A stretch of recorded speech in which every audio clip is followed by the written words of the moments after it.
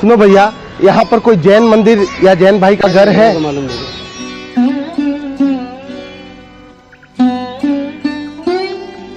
सुनो भैया, यहाँ पर कोई जैन मंदिर या जैन भाई का घर है? ये है ना गुरुजी जैन भाई का घर। धन्यवाद।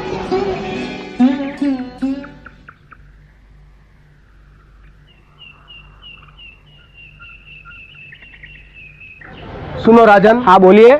मैं एक धर्म गुरु जैन यति हूँ। तो आपके सेठ जी घर में है? हाँ वो घर में है, मगर वो साधु संतों से नहीं मिलते। मगर क्यों राजन? उन्हें उनसे नफरत है। फिर भी एक बार अगर आप मुझे मिलवा देते तो बड़ी कृपा होती। अगर आप जिद कर ही रहे हैं तो रुकिए, मैं पूछ कर आता हूँ। धन्यवाद। फिर क्या हुआ? फिर चमकागी। सेठ जी बाहर एक जैन संत खड़े हैं जो आपसे मिलना चाहते हैं। कह दो मैं घर में नहीं हूँ। लेकिन मैंने तो कह दिया आप भीतर ही है। क्यों खोपड़ी खराब करता है रे? चल।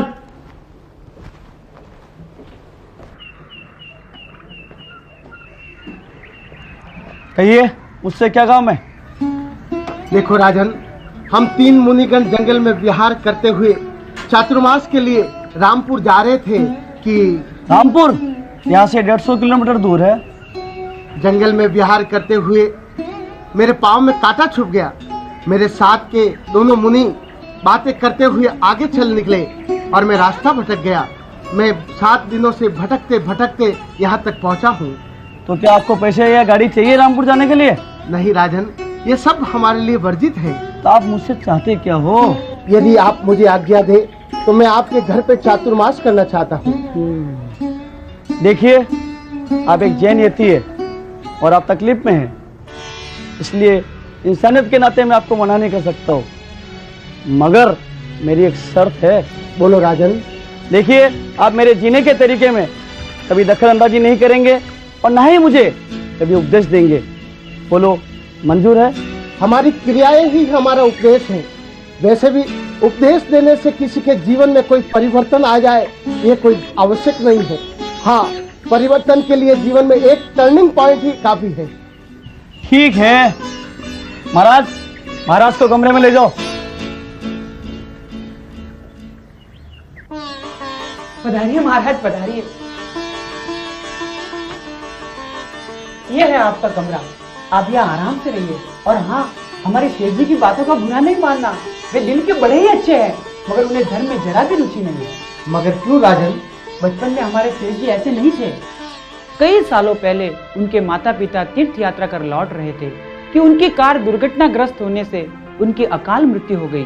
तीर्थ यात्रा करने के बाद भी ऐसी दर्दनाक मौत से हमारे सेठ जी को धर्म से नफरत हो गई। कर्म थारी गति न्यारी, कर्म थारी गति न्यारी। खैर छोड़िए महाराज, अब ये बताइए मैं आपके लिए भोजन में क्या क्या बनाऊं? देखो राजन, जैन साधु इस तरह से आदेश नहीं दिया करते। आपके पास जो भी उपलब्ध है उसी में से मैं अपने व्रत नियमानुसार सात्विक भोजन ग्रहण कर लूंगा। हाँ, अभक्ष्य आहार वर्जित है। अभक्ष्य अर्थात? कंदमूल, बैंगन, फूल गोभी आदि कई प्रकार के अभक्ष्य आहार है। दूसरे भी नियम है, मैं आपको शाम को समझाऊंगा। फिलहाल मैं अपनी क्रियाएं करना चाहता हूँ। जी महाराज, मेरी कोई जरूरत हो तो आप मुझे जरूर आवाज देना। धर्मलाल।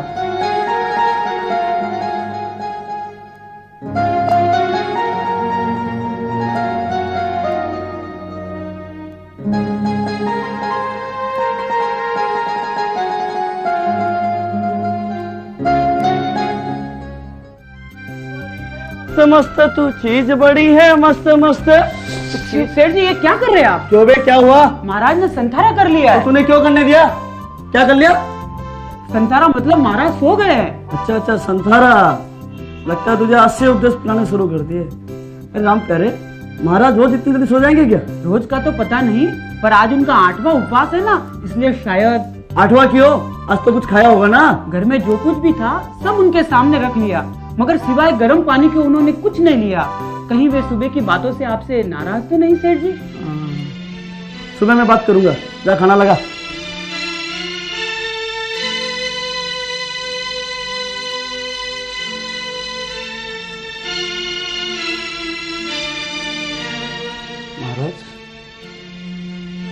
महाराज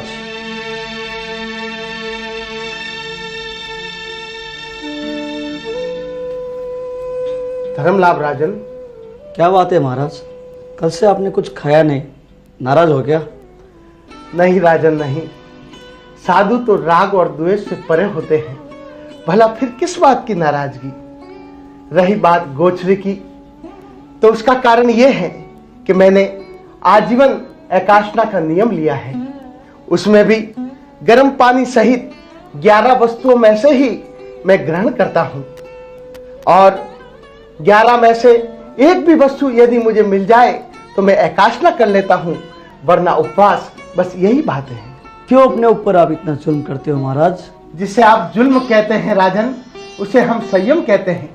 मोक्ष सुख प्राप्त करने के लिए वितराग परमात्माओं द्वारा बताया यह सिद्ध व उत्तम मार्ग है। जो सुख संसार में था उसे तो आपने त्याग दिया, और जो सुख आपने देखा ही नहीं उसकी कल्पना में ही इतने सारे दुख उठा रहे हो।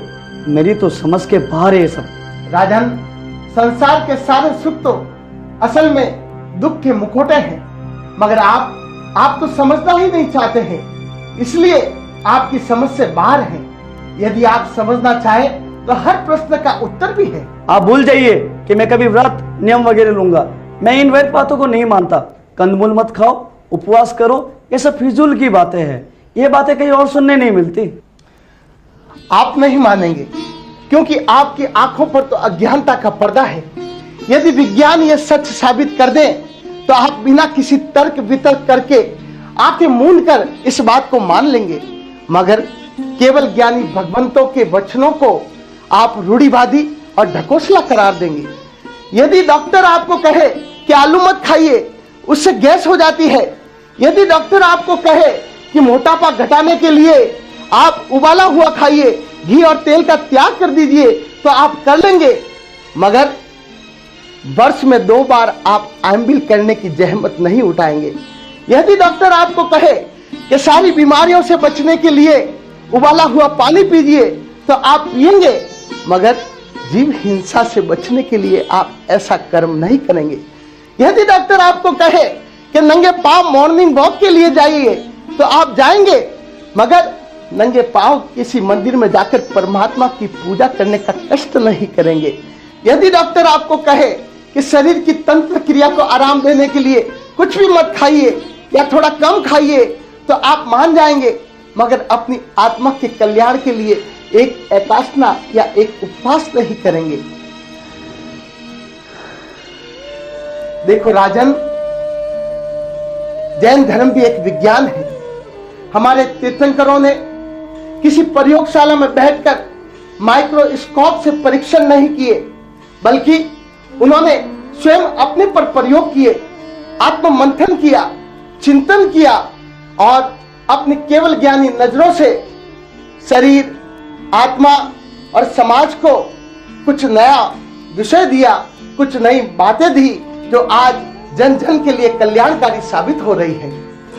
आज विदेशों में जैन तत्व ज्ञान में मौजूद फिजिक्स, ज्योग्राफी, एस्ट्रोनॉमी, बायोलॉजी व गणित आदि कई विषयों पर शोध करके विज्ञान ने कई बातें साबित भी कर ली है। कई विदेशी छात्र जैनोलॉजी पर पीएचडी की डिग्रियां लेने कतार में खड़े हैं, मगर आपने कितनी सहजता से कह दिया कि मैं इसे नहीं मानता, ये सब व्यर्थ है।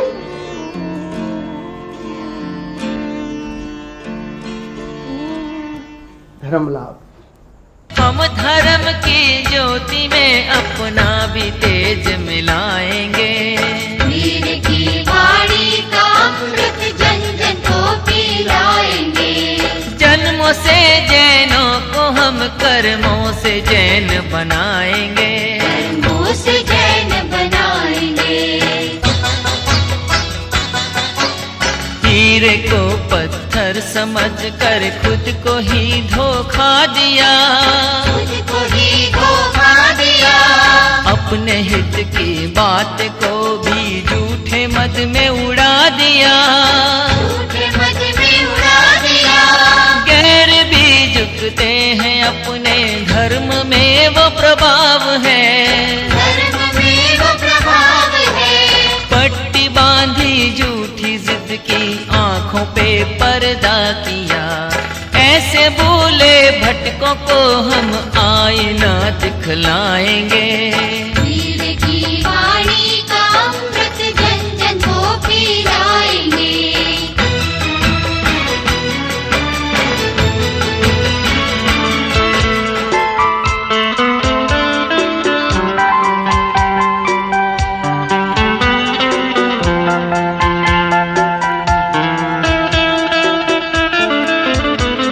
आपने हमें आश्रय दिया, इसके लिए आपको बहुत बहुत धन्यवाद। यदि इन 4 महीनों में हमसे आपको किसी प्रकार की तकलीफ हुई हो तो हम क्षमा चाहते हैं। मुझसे भी कोई गलती हुई हो महाराज तो मुझे भी क्षमा कर दो महाराज।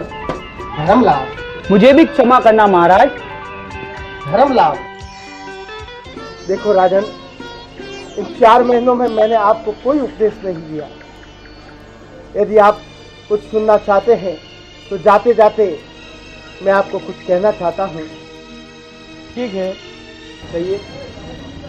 देखो राजन, मानव भाव बहुत दुर्लभ है, उसमें भी जैन कुल तो लाखों में एक को मिलता है। एक बार, बस एक बार अपनी आत्मा की गहराई में जाकर सोचो कि आपकी अपनी मान्यताएं क्या है और केवल ज्ञानियों की मान्यताएं क्या है। जिस दिन इस बात को तुम सोच लोगे, सचमुच में आप अपने जीवन को सार्थक कर दोगे। ठीक है, सोचूंगा महाराज। काम करे महाराज को अगले गांव तक छोड़ के आओ। धर्मलाभ।